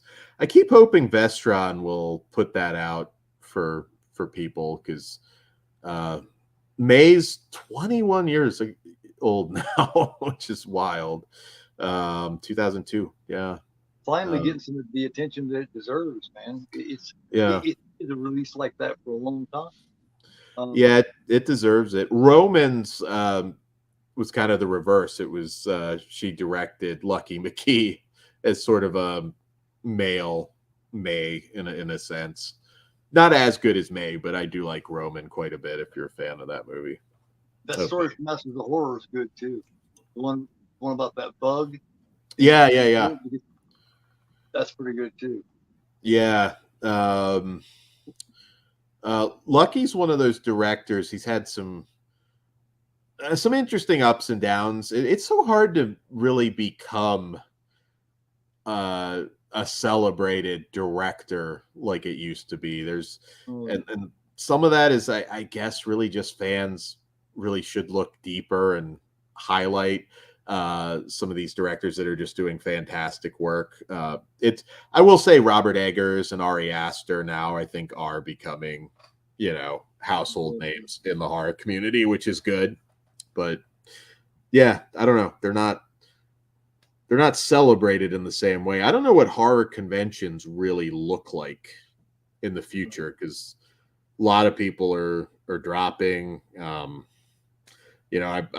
heard some not great things about some of the big headliners right now who are not in very good health. So yeah, we've lost so many, man, as far as the horror directors go. But the only ones left, we still got Carpenter. Carpenter doesn't do anything anymore. We still got Argento. He's still alive, but he's getting really old. We lost Romero. We lost Hooper. We lost Stuart Gordon. You know what I mean? And Stuart Gordon's Dolls is my favorite Dolls movie ever made. I like it better than other. Stuart Gordon was another one too that at the end of his career, and a lot of people don't talk about the movies because again they're kind of horror adjacent, but they're amazing movies. Edmund, which is a stellar movie. Anybody that hasn't seen Edmund in the chat with William H. Macy, Stuart Gordon directed it. William H. Macy is great, man. Fargo. No. That one's fantastic. Stuck is really good with Mina Suvari and Stephen Ray. That, oddly enough, is based on a true story. It's pretty crazy. Ben mentions Jordan Peele. I like Get Out a lot. I don't know. I'm not quite like at the master of horror level with him yet, but yeah, I thought, what was the Alien movie he just did? Nope. I didn't love that. I didn't think that was as good as some people made it out to be, but I don't know. Maybe that's just me. Gus Van Sant and Lars Van Leer, Trier could have really done something. I think they could have been there where Ari Aster's at, in my opinion. Yeah, I think if they had chosen to go that route a little bit more, they certainly could have. Antichrist, I mean, my God, that was an experience. The King got Willem Dafoe, and the whole premise of that was ridiculous because they had lost a child, and anytime that happens, you do not do the you do not do the shrinking of your wife. You know what I mean? You don't do her therapy. That was your child. You're way too close to it. You don't do the therapy with your own wife of the loss of your own child. That's just crazy shit. Yeah. Willem Dafoe's one of those actors, like, I'm kind of just in now. If he's in it, it's going to be interesting. Inside, one of his last movies was, I enjoyed it. It's another one, not for everybody. It's kind of just but worth checking out. Streets of Fire with him years back with Diane Lane and Michael Parr. The biker gang leader. Yeah. Michael Parr did a lot of really interesting movies. He never, Eddie and the Cruisers was another big one he did, but he never like really exploded. I mean, he kind of became a guy who did a ton of B movies, and he still does. Yeah. But I always thought he could have been a star, kind of like Aidan Quinn. I always thought he would have too, but he didn't. Yeah, sometimes it's just not quite getting that right movie, or people not embracing it until later. I mean, he had Philadelphia Experiment too, and he had some big movies. He was Eddie from Eddie Cruz. That film I think is way underrated. I mean, I have the double feature Blu-ray of that one. I haven't revisited that in a long time, but yeah, there were a lot of talented actors. I mean, Eric Roberts. I mean, he Right. makes a lot of crap, but you go back early on. I mean, Raggedy Runaway Man. Train, Pope of Greenwich Village. Raggedy Man. He actually brought his sister in, and then he kind of got forgotten, and she became the star. But people don't realize Yeah, Eric Roberts was around long before Julia yeah, was. yeah. He's told this story on some other interviews and podcasts, but he was figured in to win the Oscar for Pope of Greenwich Village, and Oh, he didn't. And it kind of broke him a little bit. And he said he just started saying yes to everything, like any, never yeah, turned down a movie role. And I mean, the guys, I think probably, I mean, my God, I mean, he's got to be churning out sometimes like 9 or 10 movies in a year that he'll pop up in. So, I like his, what Gary Busey's doing now too. Gary yeah, Busey was great too, man. But he got really after he knocked his brains out, yeah. literally on that bike. He was never the same again. He's just an odd motherfucker, man. Yeah, he had that surge in his career in the 70s, Buddy Holly story, which he's great in Carmen. that. Yeah, then he was one of those actors kind of similar to a George Segal who kind of was figured in to be a huge deal, but then he did have a string of movies that people just didn't care about, unfortunately. And then yeah, Gary Busey's odd because then he kind of comes back in again, kind of has a resurgence, never gets back to, Yeah, potentially winning an Oscar or anything again. But like uh, this Mr. Joshua, mhm, Mr. Joshua mhm. in Lethal Weapon. Yeah, yeah, yeah. Eye of the Tiger is a fun action movie he did. Um, uh, yeah, there's a lot of those guys. Yeah. He was a great character actor because you would see him in the same year, he would make two different kind of movies, and in one he would be heavier, and 3 4 months later he'd be skinny as fuck. You know what I mean? That's a serious character actor. Oh That's yeah. why he do that shit all the time. Yeah, yeah, no, there's so much talent out there. And there's some like Michael Madsen where unfortunately I think a lot Oh, of yeah. personal decisions really held them back. Tom Sizemore, who's brilliant, unfortunately, he had his Yeah, he demons. died, didn't he? Yeah, he died earlier this year, I believe. Yeah, he That happens. People super get their shit talented together guy. and then they die. Yeah, yeah, he kind of did. He was at a Chiller theater, I believe, and my nephew had no idea who he was because he was really young at the time, but just randomly just kind of hung out with my nephew and was talking to him. So really nice guy. I mean, again, a lot of demons, obviously, but that was just a cool little experience my nephew had with Tom Sizemore that I always point him out. Some people think maybe he was an asshole, and he could have been, when he was And on that thing drugs. with Heidi Fleece, you know what I mean, where he got hooked on drugs, he'd become abusive, and then he got Yeah, his shit together. And just like so many people, Corey Haim, as soon as they get yeah, straight, they get clean, they die. You know what I mean? I think it's odd. It's almost like the body doesn't know yeah. how to react now. You know?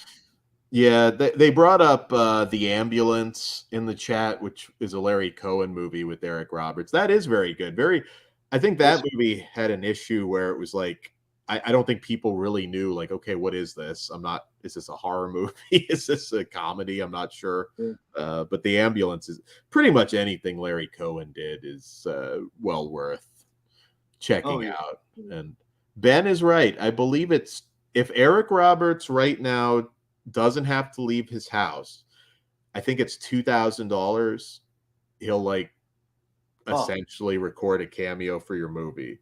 yeah. Um, if you watch some of the like stuff he's in, it'll kind of like just look like they'll cast him as like, I don't know, the main lead's dad, and he'll have a couple scenes on his telephone, and that's essentially what you're seeing.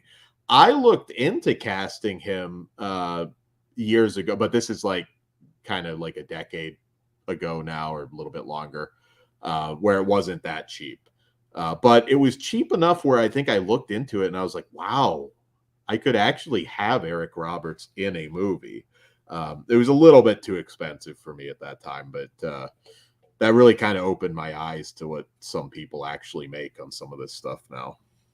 Did you ever see Oz, the HBO show Oz? Yeah, You yeah, remember he played a serial killer at the end of, I think it was season 1 or 2, Eric Roberts did, and yeah, he was on death row, and he did a hell of a job with that. yeah. Oz had a lot of Luke Perry had a good little storyline on there too. What's his name from The Wire and John Wick, the one that just died? Yeah, I know who you're talking about. I can't think of it. Yeah, it's been a long time since I've watched Oz, but yeah, Oz was a fantastic show. So surprised they dropped the HBO name and it's just Max now because I was like, HBO has like kind of always meant HBO was the quality. first, man. When I was a Yeah, kid, the only channel like that was HBO. There was no Showtime yet. There was no Cinemax. It was yeah, just HBO. Do you remember yeah, when HBO would go off the air at like midnight, and they'd have that little thing where they had the kid brushing his teeth and the yeah, movie would come out and he'd go to bed. HBO yeah, would yeah. sign off. Yeah, HBO. There's a lot of stuff lost. I mean, I remember Real Sex, which was like Um, the the show you First and tape. 10. Yeah, oh yeah, First and 10 was one of the original series, but yeah, HBO always meant quality, so I was shocked. It's like we're just calling it Max. Yeah. Like, I'm surprised you get rid of that name because as far as original series go, HBO always meant that at the very least you were getting something extremely well produced and put Oh, yeah. together. You know, Yeah. yeah, Their there's a lot of big great animated TV series. now. I But, hmm. mean, do you remember Fortress with Rachel Ward? Um, Yeah, yeah, yeah, yeah. that was an HBO original, so they did really well with their original movies and their series. They had the streak Yeah. going for years.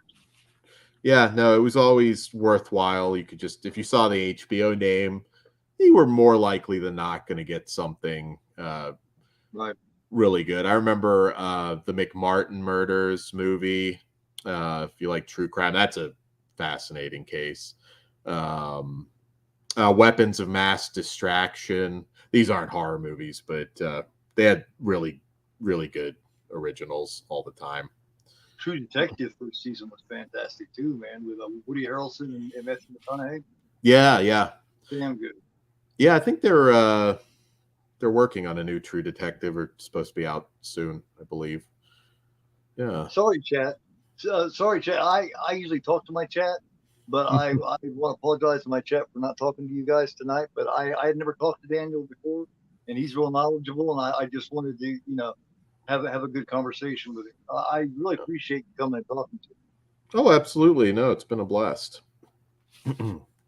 um, yeah, yeah. No, I do know JT, and a lot of other people I've seen you stream with. So We're yeah. doing a show every Thursday. It's basically um, it's called Trey Canale Rimbalzo, which is the Mhm. 3 channel bounce. Okay. And what we do is every Thursday, me and JT and Sean Blue Digital, we Hmm. will pick one. We will pick an Italian horror or giallo, Hmm. and the one we pick will be on our channel. And then the next week, the next guy picks one, and it goes to his channel. And then it's Yeah. basically a discussion like we're doing now on that particular film. We're getting Yeah. ready to Yeah. do episode 2. We're doing Zombie 3 Thursday. So Oh, it's awesome. pretty cool. Awesome. Yeah. Yeah. Yeah. Ben mentions Outsider. Yeah, Outsider was actually really good.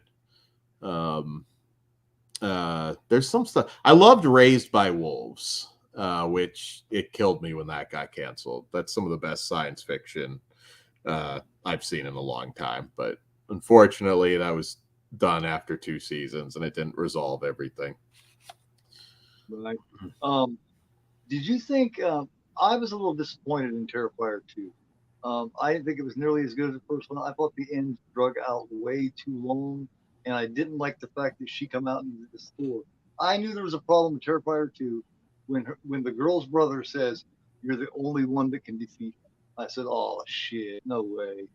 You Mm, know, it took a turn there. To me, Terrifier had this thing about it, and when you yeah. start doing that shit, you're running. In my opinion, most people like it a lot.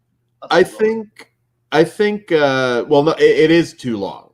That is something like you can still kind of deliver what people want in a more reasonable Yeah, amount of the third time. act is fucking an hour, man.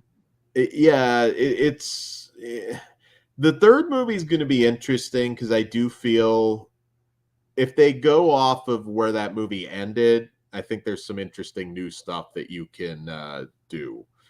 Because they are going to have to, I think, give people something a little different in the third movie. Still deliver the sick kills because that's what's putting asses in seats for sure. The But little girl was creepy. yeah, yeah, The little girl was yeah, scarier than him, man. The little yeah. girl's fucking art. You know what I mean? Yeah, with the budget increase, I'm a little bit concerned Yeah. because sometimes then it gets a little more mainstream. So that could be potentially an issue. But hey, look, it's awesome. I think that first film was like $30,000, and Yeah. then it's making millions. That's a cool success story to me. Anytime something small like that, and we're going to see more of that. I think you're going to see more indie films like that somehow, some way are going to be able to get wider releases and shock the hell out of people. So yeah, it's a They're great trying to success bring story. analog. They're trying to bring analog horror into the mainstream now too. Did you see Skinamarink? I'll let you go here real soon, man. I don't want to keep you forever. Oh, it's But okay. I just kind of want to get your opinions on several different films. I like Skinamarink. I thought it was some real horror. If you understand what it's about, it's not supposed to be a horror movie, but what happens in it and what it is about is horrifying. That's real horror in my opinion. I I appreciate, I think I'm yeah, with yeah, I appreciate what they were trying to do. Kruger absolutely loved Skinamarink. me too. And I get it. Like you can go back to your childhood and there's thoughts that race through your head about the shadow that may or may not be in the corner. I Yeah, appreciated it. It's like something I'll probably revisit again. yeah, It wasn't quite the home run I was hoping for, but I do love that something like Skinamarink can play in a theater like definitely. now that Yeah. something different like that does get a chance. Different doesn't always work, but uh and you can argue whether that one did or not, but It's people are better than talking any. about it. It's better um than any mainstream. To me, mainstream is a horror film killer. Um, yeah, it's not something that you'll forget even if you hated it. It's at least something you'll talk about afterwards. It's not a product film. Yeah, do you remember this? I don't know if you ever seen this. I do. Full, We're full, friends with the director, Joe Castro. He's been on our show full several brain times. damage film. Yeah. Yeah, Really? Terror Tunes. Yeah, we've had Joe on a bunch of times actually. Man, Think really? yeah. Yeah, there's a few different connections to our show in that movie. We do a lot of wrestling stuff and we do stuff with Me too. XPW, and Lizzie Borden's in that. She's not in the new XPW right now, but so yeah, there's a lot of connections to those Terror Tunes movies. Every once in a while, just every once in a while, if you look on my channel, you'll see a playlist that's called Wrestle Gloria, and Mhm. that's my wrestling show that I Oh, talk about awesome. because I used to be an independent wrestler. I was a Mhm. wrestler for 12 years. Oh, Um, awesome. Yeah. um, I was part of a tag team called the Gutter Punks, and Gutter was my partner, and then I broke off. My wrestling name was Bruin. Of course, this is when I was a younger man, not the older man that I am now. But Mhm. back when I was in shape, I wrestled Jake the Snake Roberts in April of 2001 Oh, in awesome. Awesome. four-way dance. In a tag team Yeah. match, we also wrestled the Bushwhacker. So yeah, Oh, yeah, that's really cool. Yeah, there's a lot of wrestling crossover in the community. Of course, Kruger was the uh, Crimson Crown Wrestling King of the Death match, and I did a lot of backyard wrestling, but I trained briefly. God, I went to seminars with head shrinker Samu. Uh, oh God, who else back then? Tracy Smothers, who's an awesome guy. really First one I met encouraging. was, first one I met was George Animal Steel, and Yeah, yeah, he was doing some indie shows at that time, and we were yeah, bringing in a lot in the independent scene. They call them the big guns, and mhm. they're the legends that will get a couple $1,000 or whatever. Yeah, And yeah, he and I stood out in the parking lot and talked for like 15, 20 minutes, man. He was a hell of a nice guy. And he was yeah, bumming cigarettes off me. He said the only time he ever smoked was on nights that he would wrestle. And I was like, why? And he said, it's just a nerve thing. I said, you still get nervous? He's like, hell yeah. When you stop getting nervous, you need to stop it. When you stop getting that, you know what I mean? yeah, George yeah. was really cool. George Emil Steele was really cool. Yeah, I never really got to talk. I've kind of met him briefly, but long. I was a kid. Um, uh, yeah, no, King Kong Bundy. yeah, King Kong Bundy. I was at shows with him. I did for a while. I just went to different independent shows and helped build and take down the ring and all that stuff. Well, I was, kind of looking, and I just never quite went far enough. I always had that fear, particularly about hurting somebody else. And I was Right. like, I couldn't shake it. I trained after this, but the draws thing always in my head. I was like, man, some point, surely I'm going to lose my footing. And I couldn't deal with hurting somebody like that. I mean, accidents do happen and it's the way it is, Well, but it's unavoidable. It's going to yeah, happen. You know what I mean? No matter how well you're trained, no matter how good you are, you're going to get hurt sometimes. yeah, yeah. Did You you ever have work in to, Indiana? yeah, you have to just accept it. You can't, there's not much you can do. You just hope it's not going to be too catastrophic, but yeah. Most of my work was here in Indiana. That's where Okay. I did most of my. I started out in a federation called the EWF. Okay. Do you know Corey at S'mores and Doors? He's not a wrestler or anything, but I'm sure he's probably been 2 shows that you've probably been on. Um, I started in '98 and I retired in 2010. Um, Okay. I got 500 matches. But yeah, I did that shit for quite a while, man. Yeah. There was a dude that left here, and he called himself he's a black dude, and he called himself the Big Cheese. Hmm. And he went over to North Carolina, and he was so fucking good, man. It's such a nice guy. His real name's Nicholas, Hmm. and he actually started to actually go somewhere for a while, and I haven't seen him, so I don't know what happened. Yeah. No, there were. I mean, I did backyard shows, but there were actually people that were properly trained, and there were people actually paid to come see some of the shows. And I don't, as far as I can tell, I didn't work directly with anybody that made it big or anything, but I know Born to Be Rad, Garrett, he's Yeah, another horror podcaster who did wrestle. And yeah, he, nice collection, man. He's got a nice collection. yeah, yeah, you should check out S'mores Indoors podcast. He's done some wrestling stuff too. Not personally, but he's talked about it on some podcasts. uh, I don't remember when I first noticed your guys' channel and when I first started watching you guys, but I mhm. remember specifically you guys were doing a watch along with Last House, and I remember Yeah. making comments on that and talking in there. And I Mhm. watched some of your wrestling stuff. I mean, yeah, I just like what you guys did, so I wanted to actually have a conversation with you one on one. Yeah, Um, absolutely.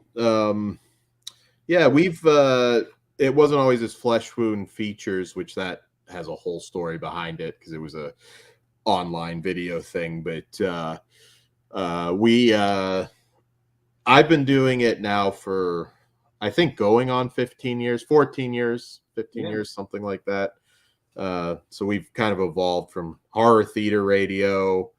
I mean, this was audio only. This was not YouTube, but then we were Creep Show Radio and Horror Society Presents Creep Show podcast. Radio. And Yeah, yeah, we were Blog Talk, and we were on other stuff too. But cool. You yeah, guys talk about music or anything?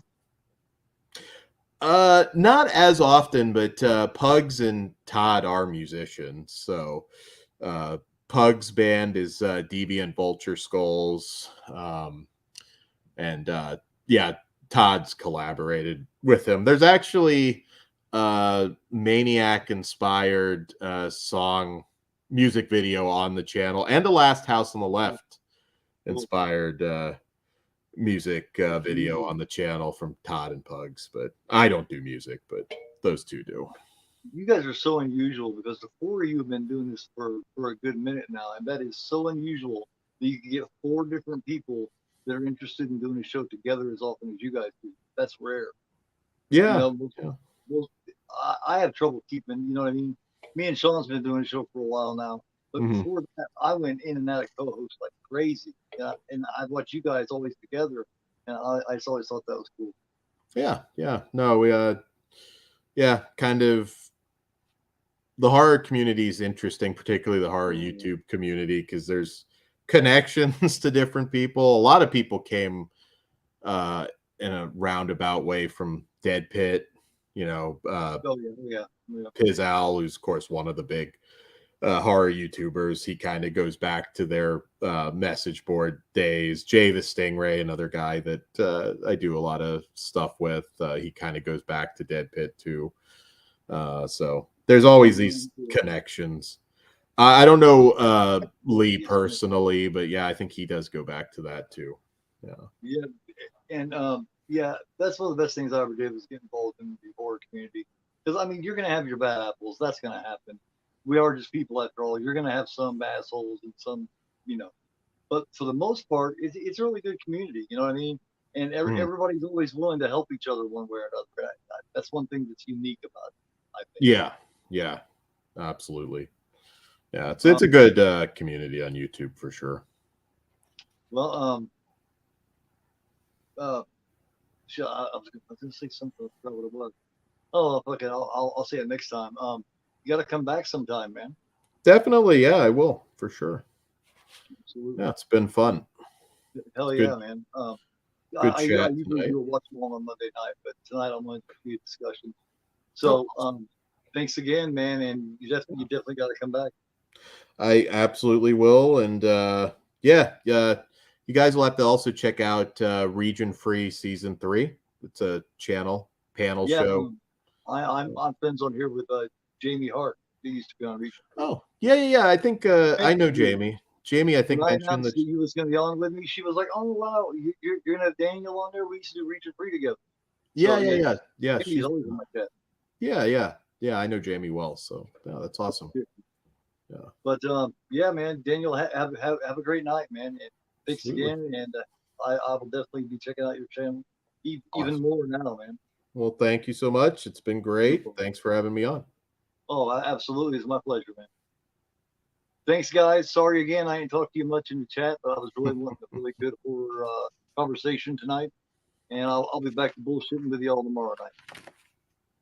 So, much love to all you guys in the chat.